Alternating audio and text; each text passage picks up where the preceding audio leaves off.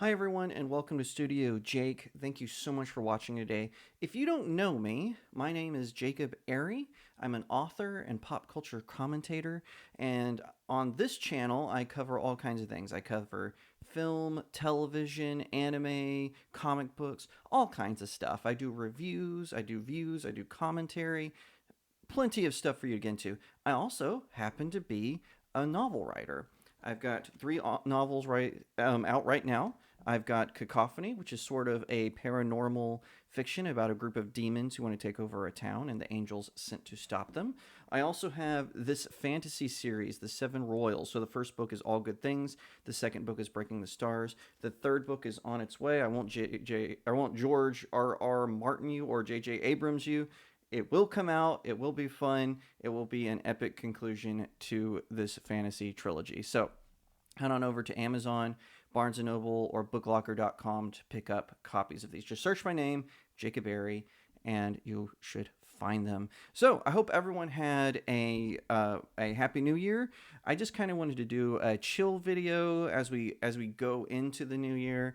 One of the things about me is I don't do New Year's resolutions. I wrote a whole article about this on my website, which is, of course, studiojakemedia.com. Head over there if you're curious about why I don't do that. And I wanted to bring up some stuff that I think is important. I wanted to just, like I said, I just want this to be relaxing, chill. First of all, we want to send our condolences to, well, I don't want to say condolences because he's seems to be recovering fine, but Jeremy Renner, he was in an accident, a vehicle accident, and he was injured. It's going to delay a lot of his filming, but let's hope he recovers. I hope he recovers quickly. It's great that he is okay, that he's fine. And, that is really shocking because 2022 was just an awful year. We had so many celebrity deaths, and I often pick on celebrities for being vapid and being narcissistic, but I don't wish any harm on anyone. I do think it's funny when they get their comeuppance, but I don't wish any harm on anyone. And so I hope this year we'll see a lot of thriving, a lot of hopefully a new look at the movies. I hope that we'll see some really great stuff come out because honestly, and I've heard some people disagree with me, 2022 was kind of a desert with movies. My top 10 film list was just movies that I went with. I know that it always gets pushed back every year. Someone says, "Oh, well, you forgot about this movie." I'm like, no, I didn't. I just didn't put it on my list. That's how that works. If you didn't see a movie or you weren't interested in a movie, I just go by the movies that I saw. Now, obviously, for me to be able to do a top 10 best list, there were some gems. Like I said, you can head over to my website and you can read my top 10. Tomorrow I'll have out the worst films of the year. But anyway, I think that we are going to see some improvement. I am a little hopeful. So many projects that were nothing more than less talented people trying to stand on the shoulders of actual geniuses.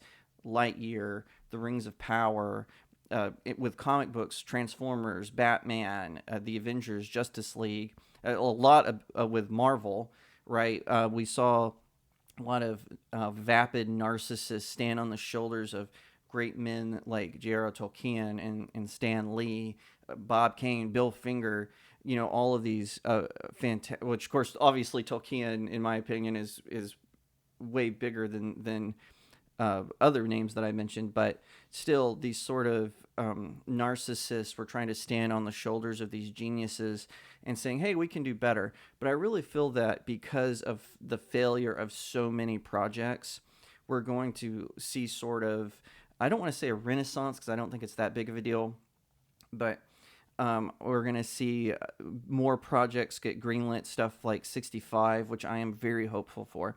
It looks like a great survival epic. Adam Driver, despite, I don't like the Star Wars Disney sequels, but I do like Adam Driver as an actor. I think sometimes he needs to maybe get a new agent because he gets crappy roles sometimes, but he is a very talented individual. He's very versatile in the type of acting he can do. So I'm looking forward to seeing 65. It looks good. The trailer is good. And I'm actually looking forward to Shazam Fury of the Gods. I think that film is going to be good. I think Zachary Levi was the perfect pick to play Shazam, Captain Marvel, the real Captain Marvel. And I think that he'll be able to pull off a sequel. I think it's going to be fun. I think it's going to be adventurous. Um, I'm I'm curious to see animation because the animation studios of Warner Brothers, who owns DC Comics, and Disney, which owns Marvel, they've been relatively quiet. I mean, we've seen a lot of shorts, we've seen some animated series pop up here and there, but there really hasn't been that much. I mean, I know there's been, the Super Pets, the Saga of the Super Sons, Beware My Light, a whole, but really not the slew of projects that you expect. And I honestly think that's because with DC in particular, the Tomorrowverse, I mean, it's not bad, but it's also not standout amazing like when they had the DC AU and then later the DC AMU. Now, I know that there was a lot of misses in the DC AMU, but I still thought overall it was a pretty good franchise. So with the Tomorrowverse, I'm curious to see where it's going to go. Batman, I actually enjoyed Batman: The Long Halloween. I thought it was fine.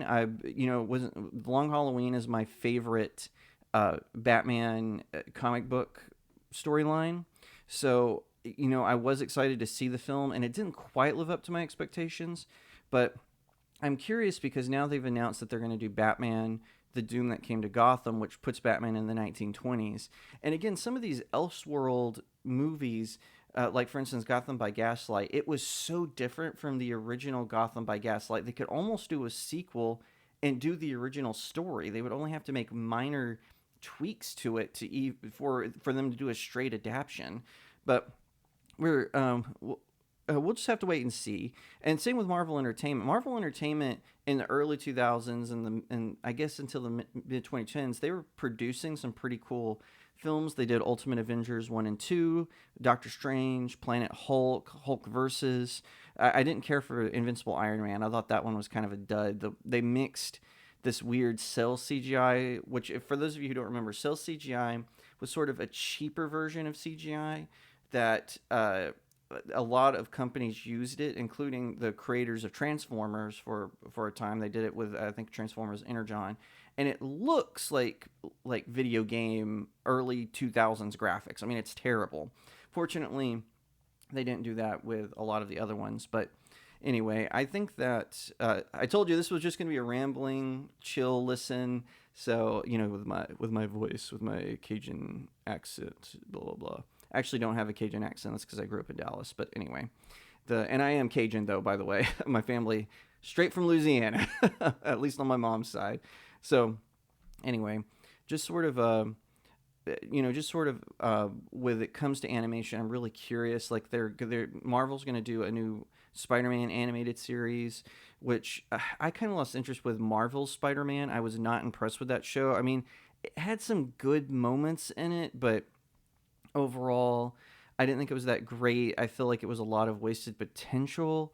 But they were trying to do a knockoff Spectacular Spider-Man, basically, and which was a great show. I mean, really fantastic, but it just didn't measure up.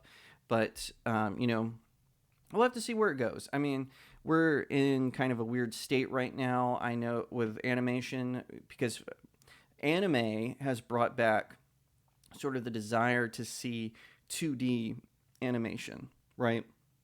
Because it's, in my opinion, it's superior than CGI. But it's cheaper to do CGI, so they found this way. They did this with Tom and Jerry, with, I think it's called Superman, the Man of Tomorrow, and Batman, the Long Halloween. They did this thing where they created, where they animated it with CGI, but then they used 2D models. And to me, they don't look as good as the hand-drawn stuff, like what we saw with the DC AMU, and especially the DC AU. So whatever the case may be, hopefully we'll see some animation stuff happening. And you know what? I think I'm just going to end it there. Like I said, this was sort of just a chilled stream just to say Happy New Year. I'm back. StudioJake is back. We're going to, after our Christmas and New Year's vacation, we're going to have a good time. There's going to be plenty of stuff for me to complain about as well as celebrate. So I hope you'll have a very happy New Year, that you'll go to the movies, that you'll stream something you like, and that you'll have a good time. And hopefully you'll pick up one of my novels along the way. Thank you so much for watching this video. I hope that you'll give it a thumbs up, that you'll leave me a comment and tell me what you think, that you'll share it out with your friends, and of course, consider subscribing to StudioJake. I cover all kinds of nerd and pop culture topics, including film, television, anime, comic books, and so much more.